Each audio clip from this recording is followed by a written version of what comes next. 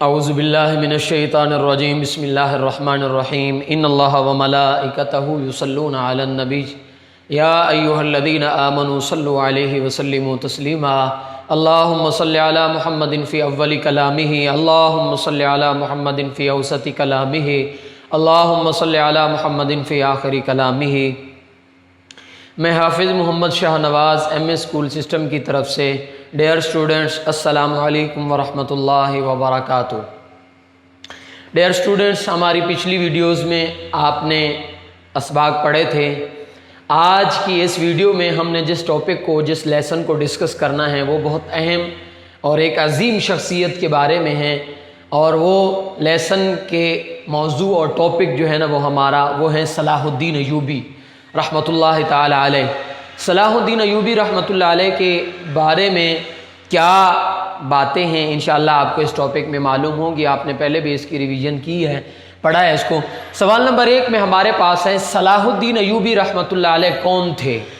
دیکھیں، ہم جب بھی کسی کی شخصیت کے اوپر بات کرتے ہیں، جب بھی ہم کسی کی ذات پر بات کرتے ہیں تو ہمیں سب سے پہلے اس کی تاریخ پیدائش، اس کا نام، اس کے والد کا نام یہ پتہ ہونی چاہیے۔ آپ 7th میں ہیں، 10th میں ہیں، جس جگہ پہ بھی ہیں، یونیورسٹی لیول پہ بھی ہیں، آپ سے جب بھی کسی کی شخصیت کے بارے میں سوال ہوگا کہ فلاں بندہ کیسا ہے، اس کے بارے میں بتاؤ، تو آپ کو اس کا نام، اس کی تاریخ پیدائش، اس کی ڈیتھ کہ وہ کب فوت ہوا، اور اس کا والد کا نام اور اس کی موٹی موٹی باتوں کا علم ہونا ضروری ہے۔ صلاح الدین ایوبی رحمۃ اللہ علیہ کون تھے؟ صلاح الدین ایوبی رحمۃ اللہ علیہ کا اصل نام یوسف تھا۔ صلاح الدین ایوبی کا اصل نام یوسف، اور ان کے والد کا نام نجم الدین ایوب تھا۔ نجم الدین ایوب، جس کی وجہ سے ان کو ایوبی کہا جاتا ہے۔ ان کا اصل نام کیا ہے؟ یوسف، اور والد کا نام نجم الدین ایوب۔ ایوب ہونے کی وجہ سے اس کی طرف نسبت کرتے ہوئے ان کی نسبت ایوبی ہے، اس وجہ سے ان کو کیا کہا جاتا ہے؟ ایوبی۔ اور یہ 1138 میں پیدا ہوئے، اور ان کے والد محترم ایک قاضی کے پاس غلام تھے، اور صلاح الدین ایوبی رحمۃ اللہ علیہ اپنے دور کے عالم اسلام کے نڈر اور عظیم مجاہد تھے، اور انہوں نے 90 سال کے بعد پھر عیسائیوں سے جنگ کر کے ان کو شکست دے کر کے 90 سال کے بعد مسلمانوں کی دوبارہ بیت المقدس پر حکومت دلائی، اور بیت المقدس کو انہوں نے فتح کر کے دکھایا۔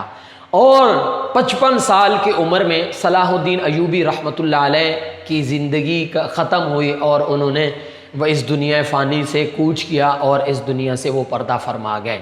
یہ تو تھا صلاح الدین ایوبی رحمۃ اللہ علیہ کے بارے میں تھوڑا سا خلاصہ۔ اب کیا ہے جی، صلاح الدین ایوبی رحمۃ اللہ علیہ کی فیاضی کے بارے میں آپ کیا جانتے ہیں؟ فیاض، سخی، فیاض کا ایک دوسرا نام کیا ہے جی؟ سخی۔ وہ سخی کتنے تھے؟ صلاح الدین ایوبی رحمۃ اللہ علیہ کی فیاضی کے اوپر اگر ہم بات کریں تو وہ اتنے بڑے سخی تھے کہ انہوں نے بیماروں کے لیے شفا خانے، بیماروں کے لیے ہاسپٹل، نہ جن کو کھانا نہیں ملتا ان کے لیے دسترخوان، اور لوگوں کے لیے کئی طرح کی انہوں نے، اور بچوں کے پڑھنے کے لیے اسکول، بچوں کے پڑھنے کے لیے مدارس، اور ہر طرح کا نیک عمل انہوں نے کیا۔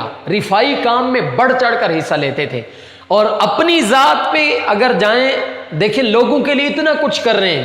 اور صلاح الدین ایوبی رحمۃ اللہ علیہ کی سلطنت جس طرح ترقی کرتی گئی اور ان کی فیاضی اس طرح بڑھتی گئی، جتنا زیادہ امیر ہوتے گئے اتنا زیادہ لوگوں کے ساتھ وہ کیا کرتے گئے؟ صلہ رحمی کا بھی سلوک کرتے گئے۔ اور صلاح الدین ایوبی رحمۃ اللہ علیہ کی جب وفات کا وقت آیا، ایسی شخصیات کم ملتی ہیں، جب وفات کا وقت آیا تو ان کے مال میں، ان کی وراثت میں کوئی باغ، کوئی مکان، کچھ بھی نہیں، اور ایک شخص پوری دنیا پہ حکمرانی کر رہا ہے، بہت بڑی حکمران ہے، لیکن اس کے پاس اپنا کچھ بھی نہیں، اور ان کے مال کے اندر 47 درہم باقی تھے۔ 47 درہم، ایسا سخی آدمی، اور ساری زندگی زکوٰۃ نصاب کو پہنچے نہیں، اپنے پاس اتنا مال جمع کیا ہی نہیں کہ جس کی وجہ سے زکوٰۃ لازم ہو۔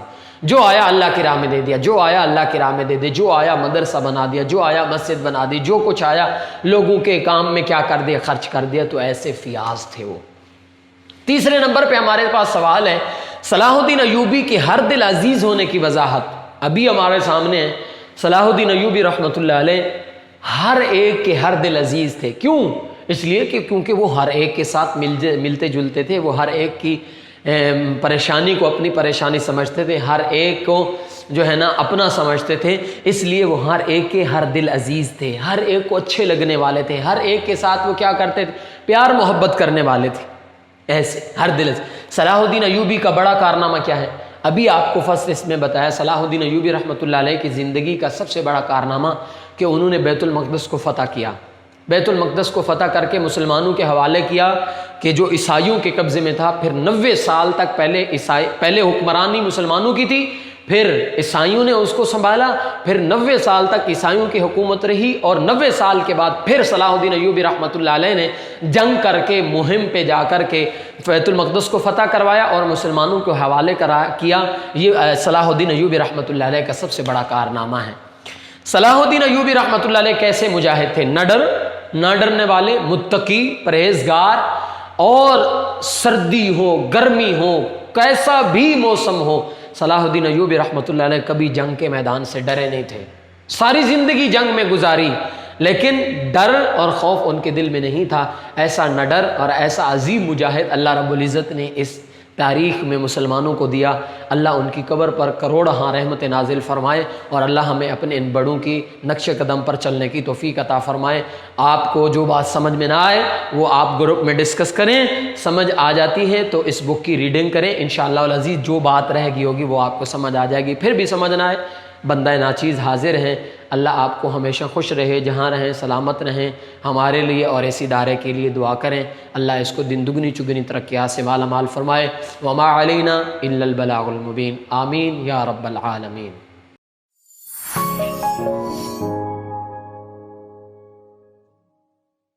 پلیز ہماری ویڈیوز کو زیادہ سے زیادہ لائک کریں، چینل کو سبسکرائب کریں، اور لیٹسٹ اپڈیٹس کے لیے بیل آئیکن کو دبانا مت بھولیں.